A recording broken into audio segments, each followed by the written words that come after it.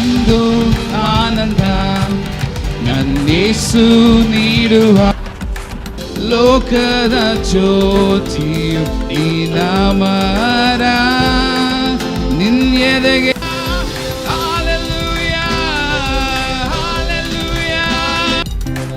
ಯೇಸುವೇ ಸ್ತೋತ್ರ, ನಿಮ್ಮನ್ನೇ ಆರಾಧಿಸ್ತೇವೆ.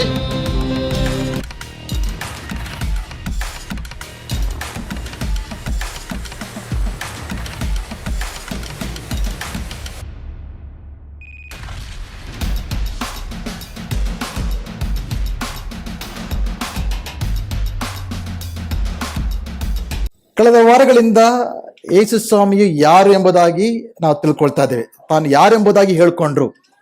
The 7 I am statements from the gospel of John.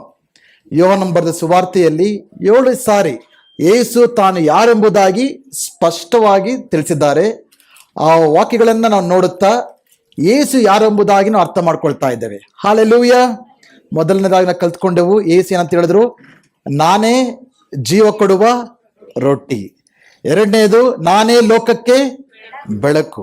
ಕಳೆದ ಸಾರಿ ನಾನು ಸಂದೇಶವನ್ನು ನೀಡಿದಾಗ ನಾವು ಕಲ್ತ್ಕೊಂಡೆವು, ಯೇಸು ಹೇಳಿದ ಮಾತು ನಾನೇ ಬಾಗಿಲಾಗಿದ್ದೇನೆ ಎಂಬುದಾಗಿ.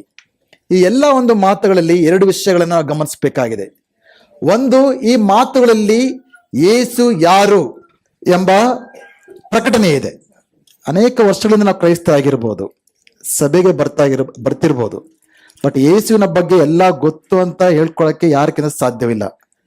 ಅದು ಜೀವಿತ ಪರ್ಯಂತ ಕೂಡ ಆತನ ತಿಳಿದುಕೊಳ್ತಾನೆ ಇರ್ತೇವೆ. ಆ ಒಂದು ದಾಹ, ಹಂಬಲ, ಬಯಕೆ ನಮ್ಮಲ್ಲಿರಬೇಕು. ನಾವು ಹೆಚ್ಚಾಗಿ ಯೇಸುವಿನ ತಿಳಿದುಕೊಳ್ಳುವಾಗ ಹೆಚ್ಚಾಗಿ ಆತನ ಪ್ರೀತಿಸೋದಕ್ಕೆ ಸಾಧ್ಯ ಆಗುತ್ತೆ. ಹೆಚ್ಚಾಗಿ ಆತನ ಮೇಲೆ ನಂಬಿಕೆ ಇಡಕ್ಕೆ ಸಾಧ್ಯ ಆಗುತ್ತೆ. ಹೆಚ್ಚಾಗಿ ಆತನಿಗೆ ವಿಧೇಯರಾಗೋದಕ್ಕೆ ಸಾಧ್ಯ ಆಗುತ್ತೆ. ಹೆಚ್ಚಾಗಿ ಆತನ ಕಾರ್ಯಗಳನ್ನ, ಅದ್ಭುತಗಳನ್ನ ನಮ್ಮ ಜೀವಿತದಲ್ಲಿ ಅನುಭವಿಸೋದಕ್ಕೆ ಸಾಧ್ಯ ಆಗುತ್ತೆ. ಒಂದು ವೇಳೆ ನಿಮ್ಮ ನಂಬಿಕೆಯ ಜೀವಿತದಲ್ಲಿ ನೀವು ಸ್ಥಗಿತರಾಗಿರುವುದಾದ್ರೆ, ಒಂದು ವೇಳೆ ಆತನ ಪ್ರೀತಿ ನಿಮ್ಮಲ್ಲಿ ಕಡಿಮೆ ಆಗಿರುವುದಾದ್ರೆ, ತಣ್ಣಗಾಗಿರುವುದಾದ್ರೆ, ಬಹುಶಃ ಕಾರಣ ಏನಂದ್ರೆ ಯೇಸುವನ್ನ ತಿಳಿದುಕೊಳ್ಳುವುದರಲ್ಲಿ, ನೀವು ಮುಂದೆ ಪ್ರಯಾಣ ಮಾಡುವುದರಲ್ಲಿ ನಿಂತೋಗ್ಬಿಟ್ಟಿದ್ದೀರಾ ಅಂತ ಅರ್ಥ.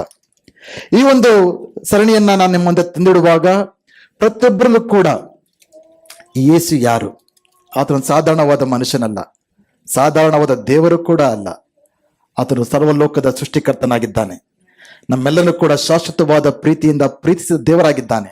ನಮ್ಮ ತಂದೆಯು, ನಮ್ಮ ತಾಯಿಯು, ನಮ್ಮ ಸ್ನೇಹಿತನು, ನಮ್ಮ ಬಂಧುವು, ನಮ್ಮ ಬಳಗವೂ ಆಗಿದ್ದಾನೆ. ಹಲ್ಲೆಲೂಯಾ.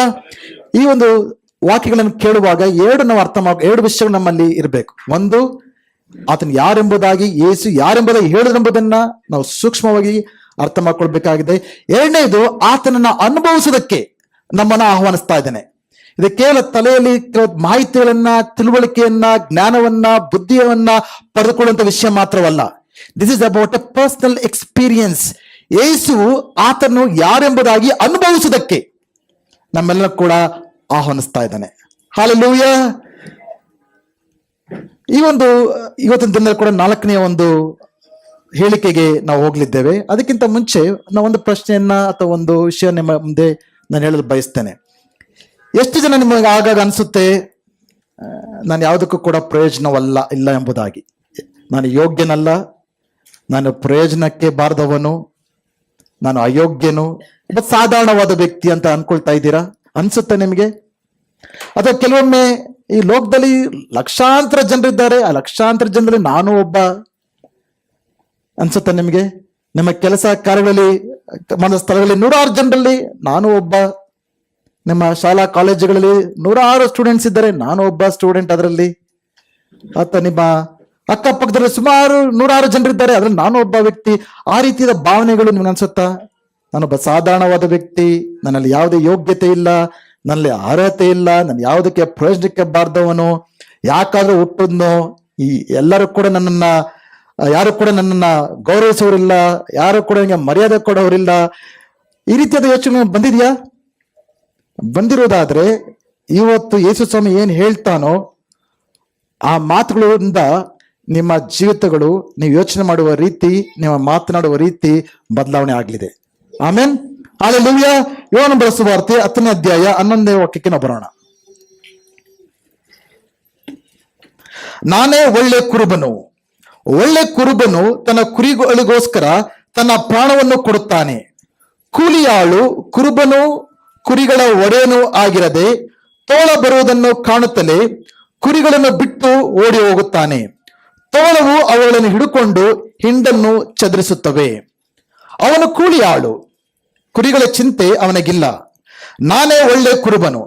ತಂದೆಯು ನನ್ನನ್ನು, ನಾನು ತಂದೆಯನ್ನು ತಿಳಿದಿರುವಂತೆಯೇ ನಾನು ನನ್ನ ಕುರಿಗಳನ್ನು ತಿಳಿದಿದ್ದೇನೆ. ನನ್ನ ಕುರಿಗಳು ನನ್ನನ್ನು ತಿಳಿದಿವೆ ಮತ್ತು ಕುರಿಗಳಿಗೋಸ್ಕರ ನನ್ನ ಪ್ರಾಣವನ್ನು ಕೊಡುತ್ತೇನೆ. ಇದಲ್ಲದೆ ಈ ಹಟ್ಟಿಗೆ ಸೇರದಿರುವ ಇನ್ನೂ ಬೇರೆ ಕುರಿಗಳು ನನಗೆ ಅವೆ. ಅವುಗಳನ್ನು ನಾನು ತರಬೇಕು. ಅವು ನನ್ನ ಸ್ವರಕ್ಕೆ ಕಿವಿಗೊಡುವವು. ಆಗ ಒಂದೇ ಹಿಂಡು ಆಗುವುದು, ಒಬ್ಬನೇ ಕುರುಬನಾಗಿರುವನು. ನಾನು ತಿರುಗಿ ಪಡ್ಕೊಳ್ಳುತ್ತೇನೆಂದು ನನ್ನ ಪ್ರಾಣವನ್ನು ಕೊಡುತ್ತೇನೆ. ಅದರ ನಿಮಿತ್ತವಾಗಿ ತಂದೆಯು ನನ್ನನ್ನು ಪ್ರೀತಿಸುತ್ತಾನೆ. ನನ್ನ ಪ್ರಾಣವನ್ನು ಯಾರು ನನ್ನಿಂದ ತೆಗೆಯರು? ನನ್ನಷ್ಟಕ್ಕೆ ನಾನೇ ಅದನ್ನು ಕೊಡುತ್ತೇನೆ. ಅದನ್ನು ಕೊಡುವುದಕ್ಕೆ ನನಗೆ ಅಧಿಕಾರ ಉಂಟು, ಅದನ್ನು ತಿರುಗಿ ಪಡೆದುಕೊಳ್ಳುವುದಕ್ಕೆ ನನಗೆ ಅಧಿಕಾರ ಉಂಟು. ಈ ಅಪ್ಪಣೆಯನ್ನು ನನ್ನ ತಂದೆಯಿಂದ ಹೊಂದಿದ್ದೇನೆ ಅಂದನು. ಕಳೆದ ಬಾರಿ ಎಲ್ಲಿ ನಾವು ಮುಗಿಸಿದವೋ ಅಲ್ಲಿಂದ ನಾ ಈಗ ಪ್ರಾರಂಭಿಸ್ತಾ ಇದ್ದೇನೆ. ಯೇಸು ಸ್ವಾಮಿ ಯಾರೊಟ್ಟಿಗೆ ಮಾತನಾಡ್ತಾ ಇದ್ದಾರೆ? ಈ ಮಾತುಗಳನ್ನ ಫರಿಸರ ಜೊತೆಗೆ ಮಾತನಾಡ್ತಾ ಇದ್ದಾರೆ. ಅನೇಕ ಯಹೂದ್ಯರು ಕೂಡ ಇದ್ದಾರೆ. 9ನೇ ಅಧ್ಯಾಯದಲ್ಲಿ ದೇವರು ಒಂದು ಮಹಾ ಅದ್ಭುತವನ್ನು ಮಾಡಿದ್ದಾರೆ ಯೇಸು ಸ್ವಾಮಿ. ಏನ್ ಅದ್ಭುತ ಅದು? ಒಂದು ಹುಟ್ಟು ಕುರುಡನಿಗೆ ಆತನ ಕಣ್ಣುಗಳನ್ನ ನೀಡಿದ್ದಾನೆ. ಒಂದು ಪ್ರಶ್ನೆ ಕೇಳ್ತೀನಿ, ಎಲ್ಲ ಕೇಳಿಸ್ಕೊಳ್ಳಿ. ಹಳೆ ಒಡಂಬಡಿಕೆ ಓದಿದಿರಿ ಎಲ್ಲರೂ? ಬೈಬಲ್ ಓದ್ತಾ ಇದ್ದೀರಾ? ಓದಿದ್ದೀರಾ? ಹಳೆ ಒಡಂಬಡಿಕೆಯಲ್ಲಿ ಎಷ್ಟೋ ಅದ್ಭುತಗಳು ದೇವರು ಮಾಡಿದಾರಲ್ವಾ? ಎಷ್ಟು ಸಾರಿ ಕುರುಡರಿಗೆ ದೇವರು ಕಣ್ಣು ಕೊಟ್ಟಿದ್ದಾನೆ ಹಳೆ ಒಡಂಬಡಿಕೆಯಲ್ಲಿ? ಹಳೆ ಒಡಂಬಡಿಕೆ ಬಗ್ಗೆ ನಿಮ್ಮೆಲ್ಲರೂ ಕೂಡ ಚೆನ್ನಾಗಿ ಗೊತ್ತು.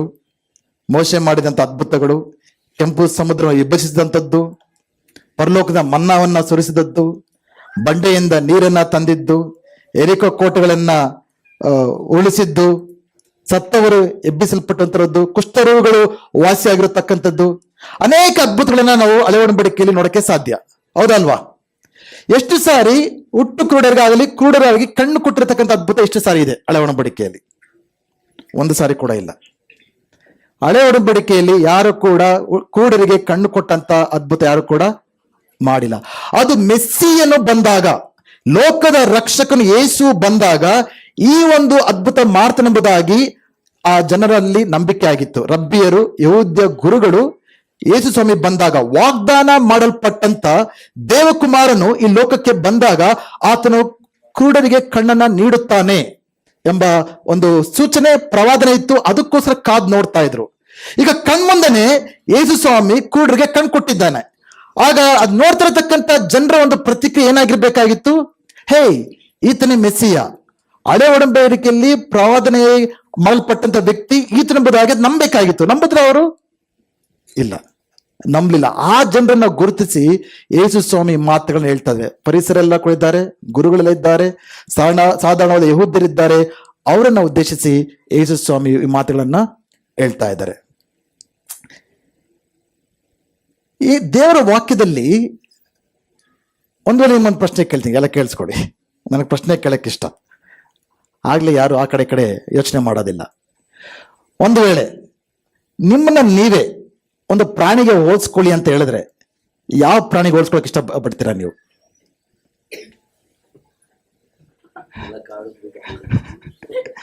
ಯಾವ ಪ್ರಾಣಿಗಳಿಗೆ ಜೊತೆ ನಿಮ್ಮನ್ನ ನೀವೇ ಕಂಪೇರ್ ಮಾಡ್ಕೊಳಕ್ ಬಯಸ್ತೀರಾ? ಒಂದು ಚಾಯ್ಸ್ ಕೊಟ್ರೆ ನಿಮಗೆ, ಏನಪ್ಪ? ಸಿಂಹ, ಹುಲಿ, ಕರಡಿ, ನಾಯಿ, ಬೆಕ್ಕು, ಜಿಂಕೆ, ಕುದುರೆ, ಯಾವ ಪ್ರಾಣಿ ನಿಮ್ಮನ್ನು ಹೋಲಿಸ್ಕೊ ಬಯಸ್ತೀರಾ? ದೇವರು ಯಾವ್ದು ನಿಮ್ಮನ್ನು ಹೋಲಿಸಿದ್ದಾರೆ? ಎಜ್ಜನ ಸಂತೋಷ ನಿಮ್ಮನ್ನ ಅದಕ್ಕೆ ನೋಡಿ. ಕುರಿ ಅಂದ್ರೆ ಬಕ್ರ. ಈ ಒಂದು ವಾರದಿಂದ ಆದ್ಮೇಲೆ ಹೋಗ್ತಾ ಇರ್ಬೇಕಂದ್ರೆ ಇನ್ಮೇಲೆ praise lord brother, praise lord sister ಹೇಳ್ಬಿಟ್ಟು ಪ್ರೈಸ್ ಲಾರ್ಡ್ ಬಕ್ರ, ಪ್ರೈಸ್ ಲಾರ್ಡ್ ಕುರಿ, ಹೇಗಿದ್ದೀರಾ ಕುರಿ ಅಂತ ಹೇಳಿದ್ರೆ ಹೆಂಗಿರುತ್ತೆ? ಚೆನ್ನಾಗ್ ಅನ್ಸತ್ತಾ? ಬಟ್ ಅದನ್ನೇ ದೇವರು ನಿಮ್ಮನ್ನ ಕುರಿ ಅಂತ ಕರೆದಿರಲ್ಲ ದೇವ್ರ ವಾಕ್ಯದಲ್ಲಿ. ಯಾಕೆ ದೇವರು ನಮ್ಮನ್ನ ಕುರಿಗಳಿಗೆ ಹೋಲಿಸಿದ್ದಾರೆ? ಅದನ್ನ ಯೋಚನೆ ಮಾಡೋಣ. ಯಾಕಂದ್ರೆ ನಮಗಿರೋ ಗುಣಗಳಿಗೂ ಕುರಿಗಳಿಗಿರೋ ಗುಣಗಳು ಆಲ್ಮೋಸ್ಟ್ ಸೇಮ್, ಕಂಪೇರ್ ಮಾಡಕ್ಕೆ ಸಾಧ್ಯ. ಹಾಗೂ ದೇವರು ನಮ್ಮ ಸಂಬಂಧವನ್ನ ನಮಗೆ ತಿಳಿಸೋದಕ್ಕೋಸ್ಕರ ಆತನೊಟ್ಟಿಗೆ ನಮಗಿರುವ ಸಂಬಂಧವನ್ನ ನಮಗೆ ತಿಳಿಸೋದಕ್ಕೆ ಅನೇಕ ವಿಷಯಗಳ ಜೊತೆಗೆ ಕಂಪೇರ್ ಮಾಡ್ಕೊಂಡಿದ್ದಾರೆ. ತಂದೆ ಮಕ್ಕಳಿರತಕ್ಕಂಥ ಸಂಬಂಧ, ತಾಯಿ ಮಕ್ಕಳಿರತಕ್ಕಂಥ ಸಂಬಂಧ, ಅಥವಾ ಅರಸನು ಜನರಿಗಿರತಕ್ಕಂಥ ಸಂಬಂಧ, ಮೊದಲಿಂಗನು ಮೊದಲ್ಗಿತ್ತಿ ಜೊತೆ ಇರತಕ್ಕಂಥ ಸಂಬಂಧ, ದ್ರಾಕ್ಷ ಬಳ್ಳಿಯು ಕೊಂಬೆಗಳಿರತಕ್ಕಂಥ ಸಂಬಂಧ, ಅನೇಕ ವಿಷಯಗಳನ್ನ ದೇವರು ಉಪಯೋಗಿಸ್ಕೊಂಡಿದ್ದಾರೆ. ನಮಗೆ ಆತನೊಟ್ಟಿಗೆ ಸಂಬಂಧವು ಯಾವ ರೀತಿ ಇದೆ ಎಂಬುದಾಗಿ ನಮಗೆ ತಿಳಿಸೋದಕ್ಕೆ ಅನೇಕ ಸಾದೃಶ್ಯಗಳನ್ನ ಅದು ಉಪಯೋಗಿಸ್ಕೊಂಡಿದ್ದಾರೆ. ಬಟ್ ಕುರುಬನು ಕುರಿ ಅನ್ನೋದು ಬಹಳ ಇಂಪಾರ್ಟೆಂಟ್. ಸುಮಾರು 450 ಸಾರಿಗಿಂತ ಹೆಚ್ಚಿನ ಬಾರಿ ಸತ್ಯವೇದದಲ್ಲಿ ದೇವರು ನಮ್ಮ ಜೊತೆ ಇರುವ ಸಂಬಂಧವನ್ನ ಕುರುಬನು ಕುರಿಗಿರೋ ಸಂಬಂಧಕ್ಕೆ ಹೋಲಿಸ್ಕೊಂಡಿದ್ದಾರೆ. ಅಂದ್ರೆ ಅದ್ರಲ್ಲಿ ಏನೋ ಒಂದು ಇಂಪಾರ್ಟೆಂಟ್ ಇರಲೇಬೇಕು ತಾನೆ. ಯಾಕೆ ನಮ್ಮನ್ನ ಕುರಿಗಳಂತ ದೇವರು ಕರೀತಾ ಇದ್ದಾರೆ ನೋಡೋಣ, ಒಂದೊಂದೇ ನೋಡೋಣ. ಕುರಿಗಳಿರತಕ್ಕಂಥ ಒಂದು ಸ್ವಭಾವ ಯಾವ ರೀತಿ ಅಂತ ನಾವು ನೋಡೋಣ. ಓಕೆ, ನೋಡಿ, ಎಲ್ಲ ಒಳ್ಳೆ ಫೋಟೋಗಳು ಹಾಕಿದ್ದಾರೆ ನಮ್ಮ ಅಪ್ಪೇಶ್. ಅಯ್ಯೋ, ಅಷ್ಟೊಂದೇನಪ್ಪ. ಕುರಿಗಳ ಸ್ವಭಾವತಃ ಅತ್ಯಂತ ಅವಲಂಬಿತ ಜೀವಿತಗಳು. ಈ ಕುರಿಗಳನ್ನ ಮೋಸ್ಟ್ ಡಿಪೆಂಡೆಂಟ್ ಅನಿಮಲ್. ಸರಿಯಾದ ಯಾವ ಹುಲ್ಲು ತಿನ್ಬೇಕಂತ ಕೂಡ ಗೊತ್ತಿಲ್ಲ ಅದಕ್ಕೆ, ಎಲ್ಲಿ ನೀರು ಕುಡಿಬೇಕಂತ ಕೂಡ ಗೊತ್ತಿಲ್ಲ ಅದಕ್ಕೆ. ಅದು ಕುರುಬನೇ ಅದನ್ನ ನಡೆಸಬೇಕು. ಅದೇ ರೀತಿಯಲ್ಲಿ ನಾವು ಕೂಡ ಯಾರಾಗಿದ್ದೇವೆ, ದೇವರ ಮೇಲೆ ಅವಲಂಬಿತವಾಗಿರೋದಕ್ಕೋಸ್ಕರ ನಾವು ಮಾಡಲ್ಪಟ್ಟಿದ್ದೇವೆ. ನಮಗೆ ಇಂಡಿಪೆಂಡೆಂಟ್ ಆಗಿರ್ಬೇಕಂತ ಇಷ್ಟ, ಯಾರ ಮೇಲೂ ಕೂಡ ಅವಲಂಬಿಸ್ಕೋಬಾರ್ದು ಅಂತ ನಮ್ಮ ಒಂದು ಯೋಚನೆ ಇರಬಹುದು. But we are designed to be dependent on God. ನಾವು ದೇವರ ಮೇಲೆ ಅವಲಂಬಿತರಾಗೋದಕ್ಕೋಸ್ಕರ ಕಲ್ತ್ಕೊಂಡಿದ್ದೇವೆ, ನಾವು ಸೃಷ್ಟಿಸಲ್ಪಟ್ಟಿದ್ದೇವೆ. ಆ ರೀತಿಯಾಗಿ ದೇವರ ಮೇಲೆ ಮಾಡ್ಬಿಟ್ಟಿದ್ದಾರೆ. ಒಂದು ವೇಳೆ ನಾನೇನ್ ಎಲ್ಲ ನೋಡ್ಕೊಳ್ತೀನಿ, ನಂಗೆ ದೇವ್ರು ಬೇಡ ಅಂದ್ರೆ ಒಂದ್ ಕಾಲ ಬಂದೇ ಬರುತ್ತೆ ನಿಮ್ಮ ಜೀವನದಲ್ಲಿ, ಒಂದು ಸನ್ನಿವೇಶ ಬಂದೇ ಬರುತ್ತೆ, ಸರಿಯಾಗಿ ಕೊಡ್ತಾರೆ ಒಂದು ತಲೆ ಮೇಲೆ. ಆಗ ಗೊತ್ತಾಗುತ್ತೆ ನನ್ಗೆ ಯಾರು ಬೇಕು ಈ ಜೀವನದಲ್ಲಿ. ದೇವ್ರಿಲ್ದೆ ನಾನೇನು ಮಾಡಕ್ ಆಗಲ್ಲ ಅನ್ನೋ ಕನ್ಕ್ಲೂಷನ್ಗೆ ಬಂದೇ ಬರ್ತೀವಿ ನಾವು. ಅದಕ್ಕೋಸ್ಕರ ಎಲ್ಲ ಕೊಳ್ತಿದ್ದೀವಿ ನಾವು. ಎಲ್ಲರೂ ಕೂಡ ಆ ಸನ್ನಿವೇಶ ಬಂದಿದೆ ನಮ್ಮ ಜೀವನದಲ್ಲಿ. ದೇವರ ಒಂದು ಕೃಪೆ ನಾವು ಪಡ್ಕೊಂಡಿದ್ದೇವೆ, ದೇವರ ದಯ ಪಡ್ಕೊಂಡಿದ್ದೇವೆ, ಅದಕ್ಕೆ ನಾವು ಕೊಳ್ತಿದ್ದೇವೆ. ಎರಡನೇದು, ಕುರಿಗಳು ಬಲವಾದ ಹಿಂಡಿನ ಮನಸ್ಥಿತಿಯನ್ನ ಹೊಂದಿರುತ್ತವೆ. ಈ ಕುರಿಗಳು ಸ್ಟ್ರಾಂಗ್ ಹರ್ಡ್ ಮೆಂಟಾಲಿಟಿ. ಅಂದ್ರೆ ಒಂದು ಕುರಿ ಹೋಗಿ ಹಳ್ಳಕ್ ಬಿದ್ರೆ ಎಲ್ಲ ಕುರಿಗಳು ಏನ್ ಮಾಡ್ತವೆ, ಜೊತೆ ಓಡೋಗ್ಬಿಡ್ತವೆ. ಒಂದು ಕುರಿ ಎಲ್ಲೋ ಹೋಗ್ತದೆ, ಎಲ್ಲಿ ಹೋಗ್ತಾ ಇದೆ ಗೊತ್ತಿಲ್ಲ, ಯಾಕೆ ಹೋಗ್ತಾ ಇದೆ ಗೊತ್ತಿಲ್ಲ, ಒಂದು ಕುರಿ ಇರ್ತದೆ, ಎಲ್ಲ ಕೂಡ ಹಿಂಬಾಲಿಸ್ತವೆ. ಒಂದು ಜಿಗಿದ್ರೆ ಇನ್ನೊಂದು ಜಿಗಿಯುತ್ತೆ. ಒಂದು ಕೆಸರಿರುತ್ತೆ, ಅಲ್ಲಿ ಒಂದು ಕುರಿ ಜಿಗಿ ತಂದ್ಕೊಳ್ಳಿ ಕೆಸರನ್ನ, ಪಕ್ಕದಲ್ಲಿ ದಾರಿ ಇದ್ರು ಕೂಡ ಪಕ್ಕಕ್ಕೆ ಹೋಗಲ್ಲ ಆ ಕುರಿಗಳು, ಅದು ಕೂಡ ಏನ್ ಮಾಡ್ತವೆ, ಜಿಗಿತವೆ. ಎಲ್ಲ ಒಂದ್ ಕಡೆ ಹುಲ್ಲನ್ನ ಮೇಯ್ತಾ ಇರ್ತಾರೆ, ಇನ್ನೊಂದ್ ಕಡೆ ಇನ್ನೂ ಹಸಿರಾದ ಒಳ್ಳೊಳ್ಳೆ ಹಸಿರು ಇರ್ಬೋದು, ಏನಂತಾರೆ ಹಸಿರು ಹುಲ್ಲಿರುತ್ತವೆ. ಬಟ್ ಈ ಕುರಿಗಳು ಏನ್ ಮಾಡ್ತವೆ, ಯಾವ್ದು ಕೆಲವು ಕುರಿಗಳು ಎಲ್ಲಿ ಮೇಯ್ತಾ ಇರುತ್ತೋ ಅಲ್ಲೇ ಕೂಡ ಅವುಗಳು ಮೇಯ್ತಾ ಇರ್ತವೆ. ಸೊ ಕುರಿಗಳ ಸ್ವಭಾವ ಏನಂದ್ರೆ, ಒಬ್ರು ಏನಾದ್ರು ಮಾಡಿದ್ರೆ ಎಲ್ಲರೂ ಕೂಡ, ನಾವು ಅನೇಕ ಸರಿ ಹಂಗೆ ಯಾರೋ ಒಬ್ರು ಏನೋ ಮಾಡಿದ್ರು ನಾವು ಕೂಡ ಎಲ್ಲರೂ ಕೂಡ ಅದನ್ನೇ ಮಾಡ್ತೇವೆ. ಓಕೆ, ಸೊ ನಾವು ಆ ಒಂದು ಸ್ವಭಾವ ನಮ್ಮಲ್ಲಿ ಕೂಡ ಇದೆ, ನಾವು ಕೇರ್ಫುಲ್ ಆಗಿರ್ಬೇಕು. ಮೂರನೇದು, ಕುರಿಗಳು ಸುಲಭವಾಗಿ ದಾರಿ ತಪ್ಪುವ ಪ್ರವೃತ್ತಿಯನ್ನ ಹೊಂದಿರುತ್ತದೆ. ತುಂಬಾ ಈಸಿಯಾಗಿ ಕಳೆದೋಗುವಂಥದ್ದು. ಅದಕ್ಕೆ ಗೆಟ್ ಲಾಸ್ ಅಂತ ಹೇಳ್ಬೇಕಾಗಿಲ್ಲ, ಈಸಿಯಾಗಿ ಗೆಟ್ ಲಾಸ್ ಆಗ್ಬಿಡುತ್ತೆ ಅದು. ಕಳೆದೋಗೋದ್ರಲ್ಲಿ ಎಕ್ಸ್ಪರ್ಟ್ ಅದು. ಓಕೆ, ಕಳೆದೋಗ್ಬಿಟ್ರೆ ಅದಕ್ಕಷ್ಟಕ್ಕೆ ಅದೇ ವಾಪಸ್ ಬರೋದಕ್ಕೆ ಕೂಡ ದಾರಿ ಅದಕ್ಕೆ ಗೊತ್ತಿಲ್ಲ. ಬೇರೆ ಬೇರೆ ನಾಯಿಗಳಿಗೋ ಬೆಕ್ಕುಗಳಿಗೋ ಈ ಒಂದು ಕೌಸ್ ಕ್ಯಾಟಲ್ಸ್ಗೆಲ್ಲ ಹೇಗೋ ಬರ್ತವೆ ದಾರಿ ಹುಡ್ಕೊಂಡು. ಈ ಕುರಿಗಳಿಗೆ ಕಳೆದೋಗ್ಬಿಟ್ರೆ ಫಸ್ಟ್ ಕಳೆದೋದ್ರಲ್ಲಿ ಎಕ್ಸ್ಪರ್ಟ್ ಅದು. ಕಳೆದೋದ್ಮೇಲೆ ದಾರಿ ಹುಡ್ಕೊಂಡು ಬರಕ್ಕೆ ಅದಕ್ಕೆ ನಾವು ಕೂಡ ಹಂಗೆ ಕಳೆದೋಗೋದ್ರಲ್ಲಿ ಹಂಗೆ ಕಳೆದೋಗ್ಬಿಡ್ತೇವೆ. ದೇವರಿಂದ, ಪ್ರಾರ್ಥನೆಯಿಂದ, ಆತ್ಮೀಯ ಜೀವಿತದಿಂದ ಹಂಗೆ ಹೋಗ್ಬಿಡ್ತವೆ. ಆಮೇಲೆ ವಾಪಸ್ ಬರೋಕ್ಕೂ ಗೊತ್ತಿಲ್ಲ ಹೆಂಗ್ ಬರೋದು ಅಂತ. ಅದಕ್ಕೆ ದೇವರು ನಮ್ಮ ಕುರಿಗಳಿಗೆ ನಮ್ಮನ್ನ ಹೋಲಿಸಿದ್ದಾರೆ. ಕುರಿಗಳು ತಮ್ಮನ್ನು ತಾವು ರಕ್ಷಿಸಿಕೊಳ್ಳುವ ಯಾವುದೇ ಸಾಮರ್ಥ್ಯವನ್ನು ಹೊಂದಿರುವುದಿಲ್ಲ. ಈ ಬೇರೆ ಬೇರೆ ಪ್ರಾಣಿಗಳಿಗೆ ಚೂಪಾದ ಹಲ್ಲು, ಕ್ಲಾಸ್, ಈ ಚೂಪದ ಉಗುರು ಬೆರಳುಗಳು, ಅಥವಾ ಫಾಸ್ಟ್ ಆಗಿ ಓಡೋದಕ್ಕೆ, ತನ್ನ ತಾನೇ ರಕ್ಷಿಸಿಕೊಳ್ಳೋದಕ್ಕೆ ಯಾವುದೇ ಸಾಮರ್ಥ್ಯ ಕುರಿಗಳಿಗೆ ಇಲ್ಲ. ಅದಕ್ಕೆ ನಾವು ಕೂಡ ನಮ್ಮನ್ನು ನಾವೇ ರಕ್ಷಿಸಿಕೊಳ್ಳೋಕೆ, ಕಾಪಾಡ್ಕೊಳ್ಳೋಕೆ, ಶತ್ರುವನ್ನ ಜಯಿಸೋದಕ್ಕೆ ನಮ್ಮಲ್ಲಿ ಯಾವುದೇ ಶಕ್ತಿ ನಮ್ಮಲ್ಲಿ ಇಲ್ಲ. ಐದನೇದು, ಕುರಿಗಳು ತಮ್ಮ ಕುರುಬನ ಧ್ವನಿಯನ್ನ ಗುರುತಿಸ್ತವೆ. ಇದೊಂದು ಒಳ್ಳೆ ಗುಣ ಕುರಿಯಲ್ಲಿ. ಕುರುಬನ ಸ್ವರಕ್ಕೂ ಬೇರೆ ಪರಿಚಯ ಇಲ್ಲದ ಸ್ವರಕ್ಕೂ ಡಿಸ್ಟಿಂಗ್ವಿಶ್ ಚೆನ್ನಾಗಿ ಮಾಡುತ್ತೆ ಅದು. ನಾವು ಅದನ್ನ ಮಾಡ್ಕೊಳ್ಬೇಕು. ಆ ರೀತಿ ನಾವು ಕೂಡ ಕರೆಯಲ್ಪಟ್ಟಿದ್ದೇವೆ. ಯೇಸು ಆದ ಕುರುಬನ ಸ್ವರವನ್ನ ಕೇಳುವುದಕ್ಕೆ ನಾವು ಕಲಿಬೇಕು. ಕುರಿಗಳು ಸುಲಭವಾಗಿ ಭಯಭೀತರಾಗ್ತವೆ. ಒಂದು ಸಣ್ಣ ಒಂದು ಸೌಂಡ್ ಇಲ್ಲಿಂದ ಬಂದ್ರೆ ಸಾಕು, ಈ ಕುರಿಗಳಿಗೆಲ್ಲ ಕೂಡ ಗೊಂದಲ ಆಗ್ಬಿಡುತ್ತೆ. ಎಷ್ಟು ಜನ ಕುರಿಗಳ ಜೊತೆ ಇದ್ರಿ? ಯಾರು ಇಲ್ಲ ಅಲ್ಲ? ನಾನು ಇರಲಿಲ್ಲ, ಅದಕ್ಕೆ ಕಲ್ತ್ಕೊಳ್ಳಿ, ಆಗ ಗೊತ್ತಾಗುತ್ತೆ. ಸ್ವಲ್ಪ ಸೌಂಡ್ ಇಂದ ಬಂದ್ರು ಕೂಡ ಕುರಿ ಹಿಂಡೆಲ್ಲ ಕೂಡ ಚದುರೋಗ್ಬಿಡುತ್ತೆ. ಎಷ್ಟು ಜನ ನನಗೆ ಭಯನೇ ಆಗಲ್ಲ ಅಲ್ಲ ನಮ್ಗೆ ಯಾರಿಗೂ? ಯಾರೋ ಒಂದು 10 ಜನ ಕೆಲಸ ತೆಗೆದಾಕಿರ್ತಾರೆ, ರಾತ್ರಿ ನಮಗೆ ನಿದ್ದೆ ಬರುತ್ತಾ? ಇಲ್ಲ, ಸಿಟಿಯಲ್ಲೆಲ್ಲ ಕೂಡ ಈಗ ಏನಾಗಿದೆ, ಫ್ಲೂ ಬಂದ್ಬಿಟ್ಟಿದೆ. ನಾವು ಫ್ಲೂ ಬಂದಿಲ್ಲ ಅಂದ್ರೆ ಫ್ಲೂ ಬಂದಿರೋ ಹತ್ರ ಆಡ್ತೀವಿ. ನಾವು ಭಯ ಪಡೋದ್ರಲ್ಲಿ ನಾವು ಚಿಕ್ಕ ಚಿಕ್ಕ ವಿಷಯಗಳಿಗೆ, ಸಣ್ಣ ವಿಷಯಗಳಿಗೆ, ಅಯ್ಯೋ ಏನಾಗುತ್ತೆ, ಕುಟುಂಬ ಏನಾಗುತ್ತೆ, ಮಕ್ಕಳಿಗೆ ಏನಾಗುತ್ತೆ, ಭವಿಷ್ಯತ್ ಏನಾಗುತ್ತೆ, ಕೆಲಸ ಏನಾಗುತ್ತೋ, ಹಣ ಎಲ್ಲಿಂದ ತರಲಿ, ಹೇಗ್ ನಡೆಸ್ಲಿ, ಚಿಕ್ಕ ಚಿಕ್ಕ ವಿಷಯಗಳೆಲ್ಲ ಕೂಡ ನಾವು ಟೆನ್ಷನ್ ಟೆನ್ಷನ್ ಟೆನ್ಷನ್. ಅದಕ್ಕೆ ನಾವು ಕುರಿಗಳಂತ ದೇವರು ಹೇಳೋದು ನಮ್ಮನ್ನ. ಓಕೆ, ಕುರಿಗಳಿಗೆ ನಿಯಮಿತವಾಗಿ ಸ್ವಚ್ಛಗೊಳಿಸುವಿಕೆ ಮತ್ತು ಪುನರ್ಸ್ಥಾಪನೆಯ ಅಗತ್ಯವಿದೆ. ಕುರಿಗಳು ಆಗಾಗ ಗಲೀಜು ಮಾಡ್ಕೊಳ್ತಾನೆ ಇರ್ತವೆ. ತನ್ನ ಹುಲ್ಲುಗಳಲ್ಲಿ ಬೇರೆ ಬೇರೆ ಗಲೀಜು, ಹುಳಗಳು ಏನನ್ನ ಸೇರ್ಕೊಳ್ತಾ ಇರ್ತವೆ. ಸೊ ಆಗಿಂದಾಗ ಕುರುಬನು ಕುರಿಗಳನ್ನ ಕ್ಲೀನ್ ಮಾಡ್ತಾನೆ ಇರಬೇಕು. ನಾವು ಹಾಗೆ ತಾನೆ ಆಗಿಂದಾಗ ಪಾಪಕ್ಕೆ, ಲೋಕಕ್ಕೆ ಮಾಡೋ ಕೆಲಸಗಳಿಗೆಲ್ಲರೂ ಕೂಡ ಹೋಗೋದ್ರಲ್ಲಿ ಹೋಗ್ತಾನೆ ಇರ್ತೇವೆ. ಕುರುಬನ್ ನಮ್ಮನ್ನು ಆವಾಗ ಏನ್ ಮಾಡ್ತಾ ಇರಬೇಕು? ಕಂಟಿನ್ಯೂಲ್ ಕ್ಲೀನಿಂಗ್ ನ ಮಾಡ್ತಾನೆ ಇರಬೇಕು. ಕುರಿಗಳು ಒಂಟಿಯಾಗಿ ಅಲ್ಲ, ಹಿಂಡಿನಲ್ಲಿ ಅಭಿವೃದ್ಧಿ ಹೊಂದ್ತವೆ. ಕುರಿಗಳು ಒಂಟಿಯಾಗಿದ್ರೆ ಅದು ಅಭಿವೃದ್ಧಿ ಹೊಂದಕ್ಕೆ ಸಾಧ್ಯ ಅಲ್ಲ. ಕುರಿಗಳು ಹಿಂಡಲಿದ್ರೆ ಮಾತ್ರನೇ ಅದು ಚೆನ್ನಾಗಿ ಬೆಳೆಯೋದಕ್ಕೆ, ಆರೋಗ್ಯಕರವಾಗಿರೋದಕ್ಕೆ ಸಾಧ್ಯ. ನಾವು ಕೂಡ ಒಬ್ಬರಾಗಿ ಇದ್ರೆ ನನಗೆ ಯಾರು ಬೇಡ, ಸಭೆ ಬೇಡ, ಯಾವ್ದು ಬೇಡ, ಎಲ್ಲರೂ ಕೆಟ್ಟವ್ರೆ, ಎಲ್ಲರೂ ದುಷ್ಟ್ರೆ, ನಾನು ಒಬ್ಬನೇ ನೀತಿವಂತನು, ನಾನು ಒಬ್ಬನ ಬಿಟ್ಬಿಡಿ ಅಂತ ಇದ್ರೆ ನೀವು ಹಾಳಾಗಿ ಹೋಗ್ತೀರಾ. ನಾವು ಯಾವ ರೀತಿ ಕರೆಯಲ್ಪಟ್ಟಿದ್ದೇವೆ? ನಾವು ಹಿಂಡಿನ ಒಳಗೆ ಇದ್ದುಕೊಂಡು ಒಟ್ಟಾಗಿ ಬೆಳೆದಕ್ಕೋಸ್ಕರ ದೇವ್ರು ನಮ್ಮನ್ನ ಸೃಷ್ಟಿ ಮಾಡಿರ್ತಕ್ಕಂಥದ್ದು.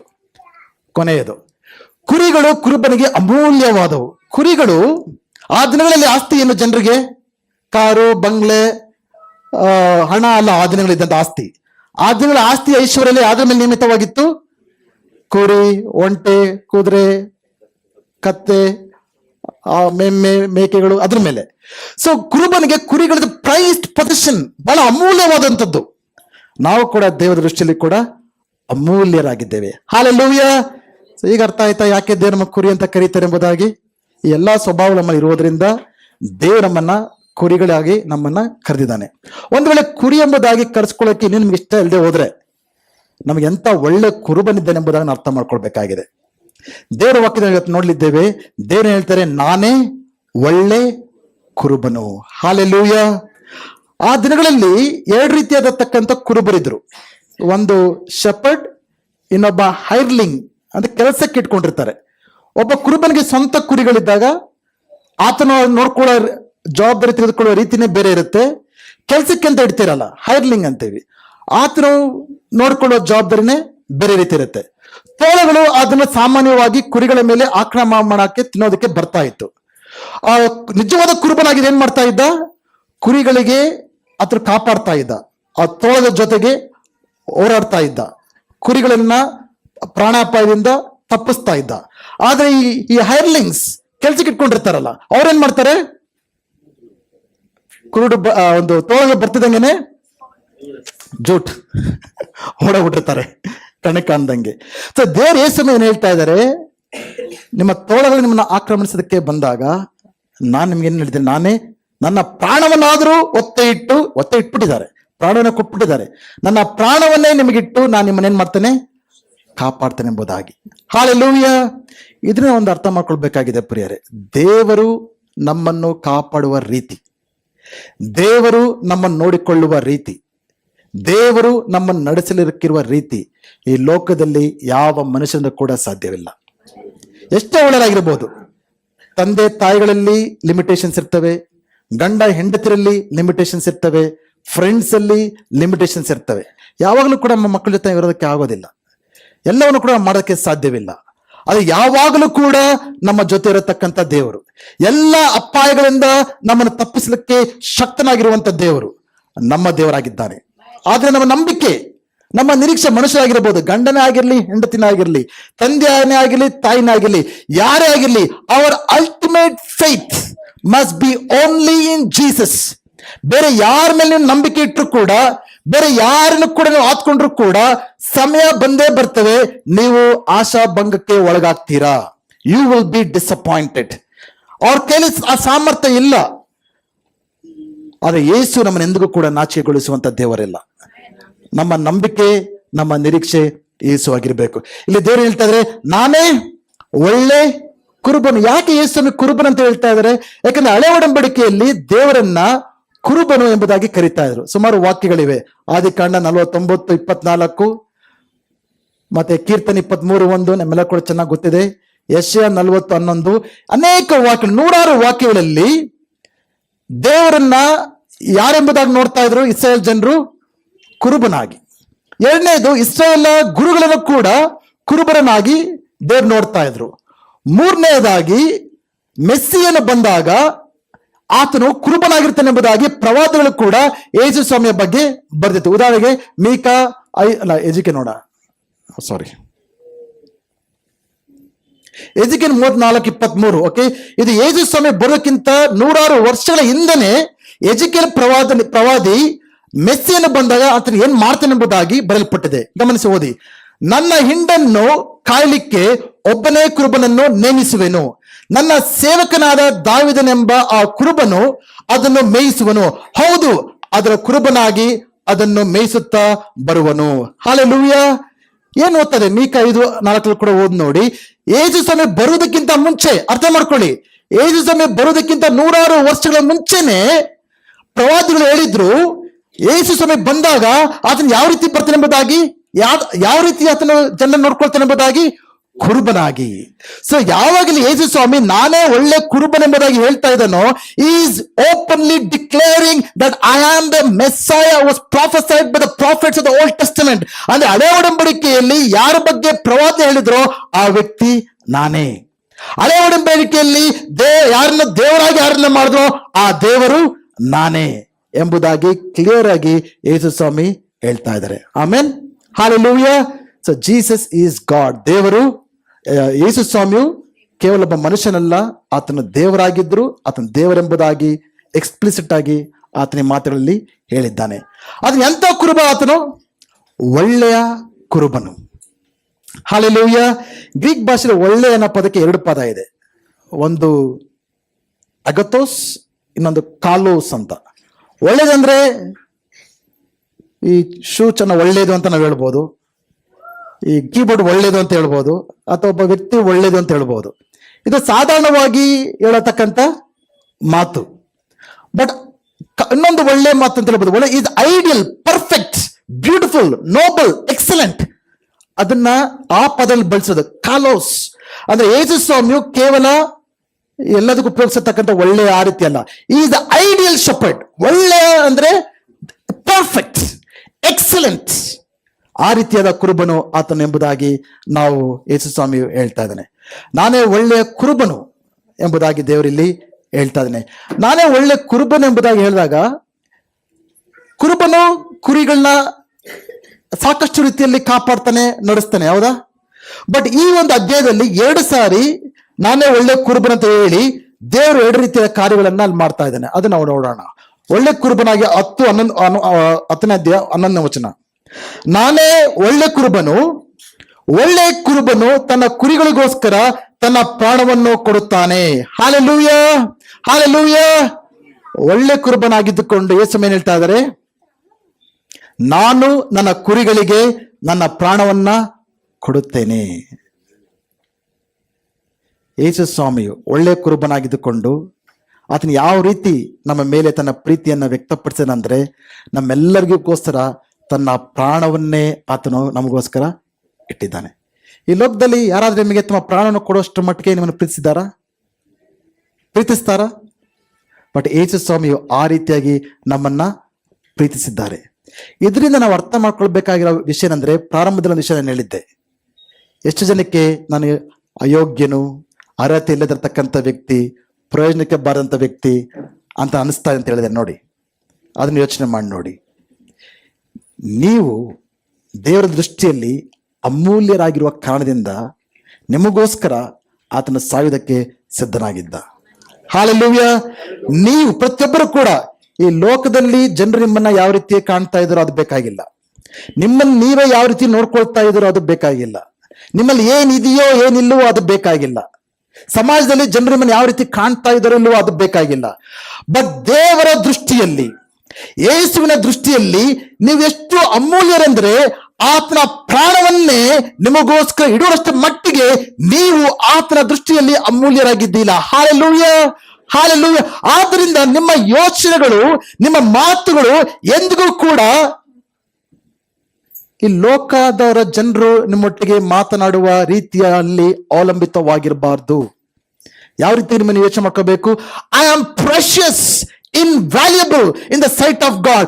ಯಾವಾಗಲೂ ಕೂಡ ಯಾವಾಗ ನಿಮ್ಗೆ ಅನ್ಸುತ್ತೋ, ಅರೆ ನಾನು ಯಾವುದಕ್ಕೂ ಪ್ರಯೋಜನ ಅಲ್ವಲ್ಲ, I am of no worth, ನನ್ನಲ್ಲಿ ಏನೋ ಒಳ್ಳೆಯದಿಲ್ಲ ಅಂತ ಯೋಚನೆ ಬಂದಾಗೆಲ್ಲ ಕೂಡ ಸೈತಾನನು ನಿಮ್ಮನ್ನು ಕುಗ್ಗಿಸುವುದಕ್ಕೆ, ನಿಮ್ಮನ್ನು ಕುಂದಿಸುವುದಕ್ಕೆ, ನಿಮ್ಮನ್ನು ನಿರಾಶೆಪಡಿಸುವುದಕ್ಕೆ, ನಿಮ್ಮನ್ನ ಶೋಕ ರೀತಿಯಾಗಿ ಮಾಡೋದಕ್ಕೆ ಈ ರೀತಿಯ ನಕಾರಾತ್ಮಕ ಯೋಚನೆಗಳನ್ನ ನಿಮ್ಮ ಮನಸ್ಸುಗಳಲ್ಲಿ ಆಗ್ತಾನೆ. ಆದ್ರೆ ನೀವು ಅದಕ್ಕೆ ಅವಕಾಶ ಕೊಡಬಾರ್ದು. ಯಾವಾಗ ನಿಮ್ಮ ಮನಸ್ಸಲ್ಲಿ ನಾನು ಯಾವುದಕ್ಕೆ ಬಾರದವನು, ಪ್ರಯೋಜನಕ್ಕೆ ಇಲ್ಲದವನು, ಅರ್ಹತೆ ಇಲ್ಲದವನು, ಯಾರನ್ನ ಗೌರವಿಸ್ತಾ ಇಲ್ಲ, ಯಾರನ್ನ ಲಕ್ಷಿಸ್ತಾ ಇಲ್ಲ ಅಂತ ಯೋಚನೆ ನಿಮ್ಮ ಮನಸ್ಸಲ್ಲಿ ಬರುತ್ತೋ ತಕ್ಷಣ ನಿಮ್ಮ ಮನಸ್ಸನ್ನ ದೇವರ ಕಡೆಗಿಟ್ಟು ನಾನು ದೇವರಿಂದ ಪ್ರೀತಿಸಲ್ಪಟ್ಟಿದ್ದೇನೆ, ನಾನು ದೇವರಿಂದ ಕರೆಯಲ್ಪಟ್ಟಿದ್ದೇನೆ, ನಾನು ದೇವರಿಂದ ಆರಿಸಲ್ಪಟ್ಟಂತ ಮಗಳು ಎಂಬುದಾಗಿ ನಿಮ್ಮ ಬಾಯಿಂದ ಅರಿಕೆ ಮಾಡಿ ಆ ಒಂದು ಧೈರ್ಯದಿಂದ, ಆತ್ಮವಿಶ್ವಾಸದಿಂದ ನಾವು ಜೀವಿಸಬೇಕಾಗಿದೆ ಪ್ರಿಯರೇ. ಹಾಲೆಲೂಯಾ. ಜೋರ ಚಪ್ಪಳೆ ತಡುತ್ತಾ ದೇವರ ನಾಮವನ್ನ ನಾವು ಮಹಿಮೆಪಡಿಸಂತರಾಗೋಣ. ಇನ್ಮೇಲೆ ಎಂದಿಗೂ ಕೂಡ ನಿಮ್ಮ ಮನಸ್ಸಲ್ಲಿ ಯೋಚನೆ ಬರಬಾರ್ದು, ನಾನು ಪ್ರಯೋಜನಕ್ಕೆ ಬಾರದವನು, ನಾನು ಅಯೋಗ್ಯನು, ಅರ್ಹತೆ ಇಲ್ಲದವರನ್ನು, ಯಾರು ನನ್ನ ಪ್ರೀತಿಸ್ತಾ ಇಲ್ಲ, ಯಾರನ್ನ ಅರ್ಥ ಮಾಡ್ಕೊಳ್ತಾ ಇಲ್ಲ, ಈ ಲೋಕದಲ್ಲಿ ನಾನು ಯಾರೂ ಅಲ್ಲ, ಒಬ್ಬ ಸಾಮಾನ್ಯವಾದ ವ್ಯಕ್ತಿ, ಸಾಧಾರಣವಾದ ವ್ಯಕ್ತಿ ಅಂತ ಯೋಚನೆಗಳು ನಿಮ್ಮ ಮನಸ್ಸಲ್ಲಿ ಬರಲೇಬಾರ್ದು. ಅವು ಸುಳ್ಳು.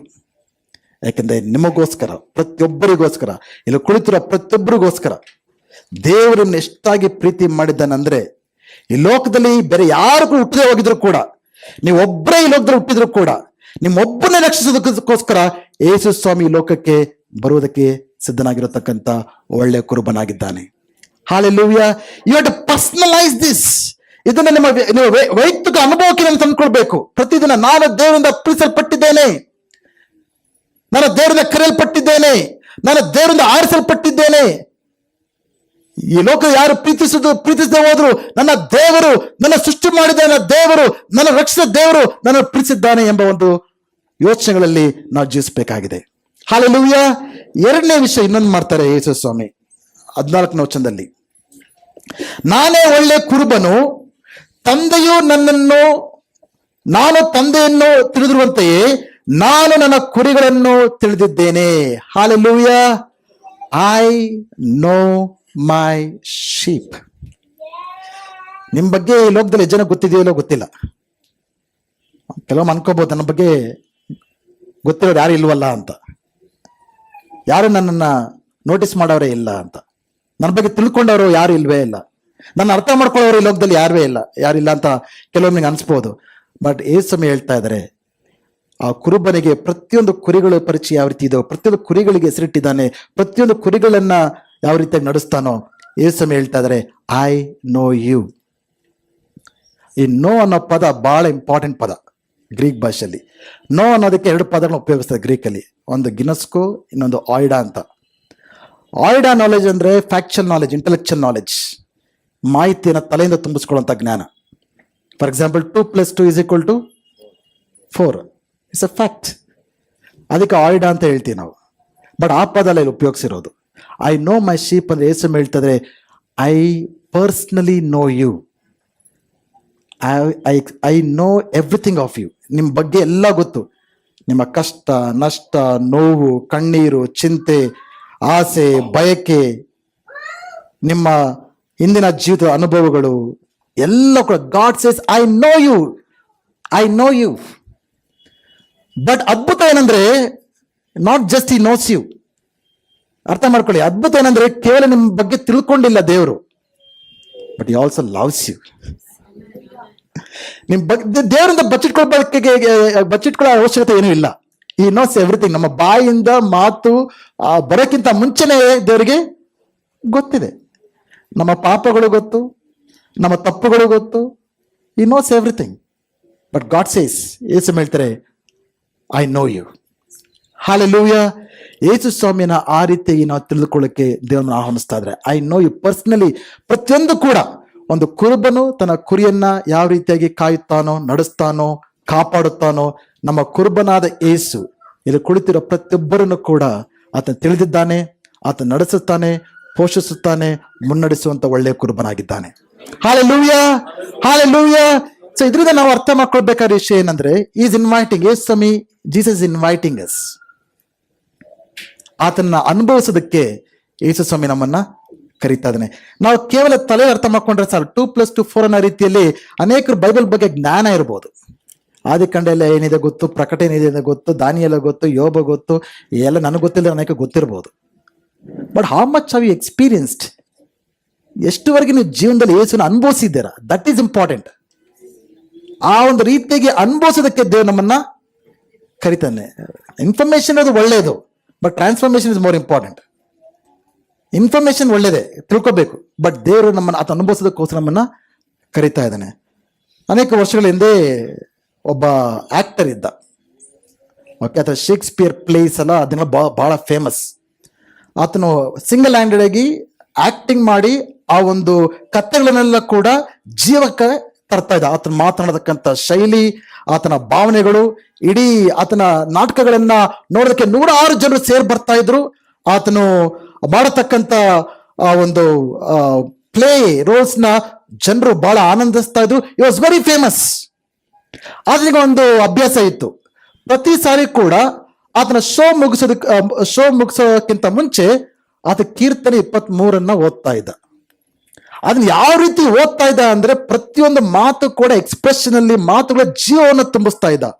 ಅದಾಗ್ತಿದ್ದಂಗೆ ಎಲ್ಲರೂ ಕೂಡ ಎದ್ದು ನಿಂತುಕೊಂಡು ಚಪ್ಪಾಳೆ ತಟ್ಟಿ ವಾವ್ ಸೂಪರ್ ಅಂತ ಹೇಳೋ ರೀತಿಯಲ್ಲಿ ಆತನು ಪ್ರತಿ ಸಾರಿ ತನ್ನ ನಾಟಕವನ್ನ ಮುಕ್ತಾಯಗೊಳಿಸ್ಬೇಕಂದ್ರೆ, ಯೆಹೋವನು ನಾನು ಕೊರತೆ ಪಡನೆಂಬ ಕೀರ್ತನೆಯನ್ನ ಆತ ಓದಿ ಮುಗಿಸ್ತಾ ಇದ್ದ. ಸುಮಾರು ದಿನ ನಾಟಕ ನಡೀತಾ ಇತ್ತು. ಒಂದಿನ ಯಾವುದೋ ಒಬ್ಬ ಹುಡುಗ ಕೂತಿರ್ತಾನೆ ಜನರ ಗುಂಪಲ್ಲಿ. ಆತನು ಕೇಳ್ತಾನೆ, ನಂಗೊಂದು ಚಾನ್ಸ್ ಕೊಡಿ ಅಂತ. ಇವತ್ತು ನಾನು ಓದ್ಲಾ ಕೀರ್ತನೆ 23 ಅಂತ. ಸರಿ ಹೇಳ್ತಾನೆ, ಸರಿ ನೀನು ಬಾ ಓದು ಅಂತ. ಅವನು ಅನ್ಕೊಳ್ತಾನೆ, ಹುಡುಗ ಚಿಕ್ಕ ಹುಡುಗ ಓದ್ತಾನೆ. ಅವ್ರಿಗ ಓದ್ಮೇಲೆ ಗೊತ್ತಾಗುತ್ತೆ ನಾನು ಯಾರು, ಅವನು ಯಾರು, ನನ್ನ ಒಂದು ಪ್ರವೀಣತೆ ಏನು, ನಾನು ಎಷ್ಟು ಎಕ್ಸ್ಪರ್ಟ್ ಅಂತ ಜನರಿಗೆ ಗೊತ್ತಾಗ್ಲಿ ಅಂದ್ಬಿಟ್ಟು ಚಾನ್ಸ್ ಕೊಡ್ತಾನೆ. ಆಗ ಈ ಹುಡುಗ ಬಂದು ಕೀರ್ತನೆ 23 ನರೇಟ್ ಮಾಡ್ತಾನೆ.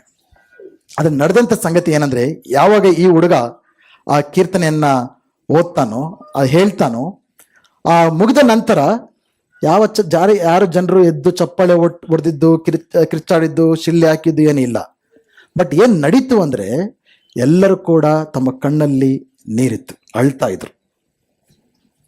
ಆ ರೀತಿಯಾಗಿ ಜನರೆಲ್ಲರೂ ಕೂಡ ಕ್ಯಾಪ್ಟಿವೇಟ್ ಆಗ್ಬಿಟ್ಟಿದ್ರು ಈ ಒಂದು ಕಥೆಯನ್ನ ಕೇಳಿ. ಈ ಹುಡುಗ ಕೀರ್ತನೆಯನ್ನ ಹೇಳಿದ ರೀತಿ ಎಲ್ಲರ ಹೃದಯಗಳು ಆ ರೀತಿಯಾಗಿ ಆಳವಾಗಿ ಮುಟ್ಟಿತ್ತು. ಇದಾದ ನಂತರ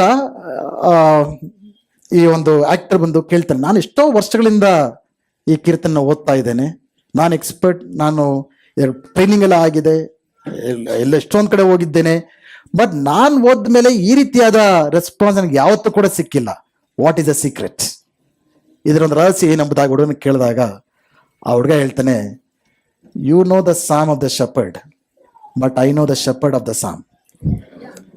ಅಂದ್ರೆ ನಿನಗೆ ಕೀರ್ತನೆ ಗೊತ್ತು, ಅದು ನನಗೆ ಕುರುಬನ್ ಯಾರಂತ ಗೊತ್ತು. ಆ ಕೀರ್ತನೆ ಕುರುಬನ್ ಯಾರೆಂಬುದಾಗಿ ನನಗೆ ಗೊತ್ತು. This is the difference. ತಲೆಯಲ್ಲಿ ಯೇಸು ಸ್ವಾಮಿ ನಮ್ಮ ಕುರುಬನ್ ಅಂತ ಅರ್ಥ ಮಾಡ್ಕೊಳ್ಳೋದಕ್ಕೂ, ನಮ್ಮ ಜೀವನದಲ್ಲಿ ದೇವರು ನಮ್ಮ ಕುರುಬನ್ ಎಂಬುದಾಗಿ ಅನುಭವಿಸೋದಕ್ಕೂ ಅಜಗಜಾಂತರವಾದ ವ್ಯತ್ಯಾಸವಿದೆ. ಸೊ ಇವತ್ತು ಯೇಸು ಸ್ವಾಮಿ ನಾನೇ ಒಳ್ಳೆ ಕುರುಬನ್ ಎಂಬುದಾಗಿ ನಿಮ್ಮನ್ನು ಆಹ್ವಾನಿಸ್ತಾ ಇರಬೇಕಂದ್ರೆ 2 ವಿಷಯಗಳಿಗೋಸ್ಕರ ನಾವು ಅರ್ಥ ಮಾಡ್ಕೊಳ್ಬೇಕಾಗಿದೆ. ಒಂದು, ನಾವೆಲ್ಲರೂ ಕೂಡ ಆತನಿಂದ ಪ್ರೀತಿಸಲ್ಪಟ್ಟಿದ್ದೇವೆ, ಆರಿಸಲ್ಪಟ್ಟಿದ್ದೇವೆ, ತಿಳಿಯಲ್ಪಟ್ಟಿದ್ದೇವೆ. ಆತನ ದೃಷ್ಟಿಯಲ್ಲಿ ನಾವೆಲ್ಲರೂ ಕೂಡ ಅಮೂಲ್ಯರಾಗಿದ್ದೇವೆ. ಹಲ್ಲೆಲೂಯಾ. ನಾವು ಕೂಡ ಯೇಸುವನ್ನ ಅನುಭವಿಸಿ ವೈಯಕ್ತಿಕವಾಗಿ ಆತನ ತಿಳ್ಕೊಳ್ಳೋದಕ್ಕೆ ನಾವು ಮುಂದಾಗಬೇಕಾಗಿದೆ. ಆತನ ತಿಳ್ಕೊಳ್ಳೋದು ಹೇಗೆ? ಪ್ರತಿದಿನ ದೇವರ ವಾಕ್ಯವನ್ನು ಓದುವುದರ ಮುಖಾಂತರ, ಪ್ರಾರ್ಥನೆ ಮಾಡೋದ್ರ ಮುಖಾಂತರ, ಆತನೊಟ್ಟಿಗೆ ನಡೆಯೋದ್ರ ಮುಖಾಂತರ, ಆತನೊಟ್ಟಿಗೆ ಮಾತನಾಡೋ ಮುಖಾಂತರ, ಆತನ ಯಾವ ರೀತಿಯಾಗಿ ವೈಯಕ್ತಿಕವಾಗಿ ನಾವು ತಿಳ್ಕೊಳ್ತೇವೋ, ಅನುಭವಿಸ್ತೇವೋ, ಆವಾಗ ನಿಜವಾಗಲೂ ಕೂಡ ನಾವು ತಲೆಯಿಂದ ಹೇಳಲ್ಲ, ಯೆಹೋವನೇ ನನ್ನ ಕುರುಬನೆಂಬುದಾಗಿ ನಮ್ಮ ಹೃದಯದಿಂದ, ನಮ್ಮ ಅನುಭವದಿಂದ ಹೇಳ್ತೇವೆ, ಯೆಹೋವನು ನನ್ನ ಕುರುಬನು, ನಾನು ಯಾವುದಕ್ಕೂ ಕೂಡ ಕೊರತೆ ಪಡನೆಂಬುದಾಗಿ.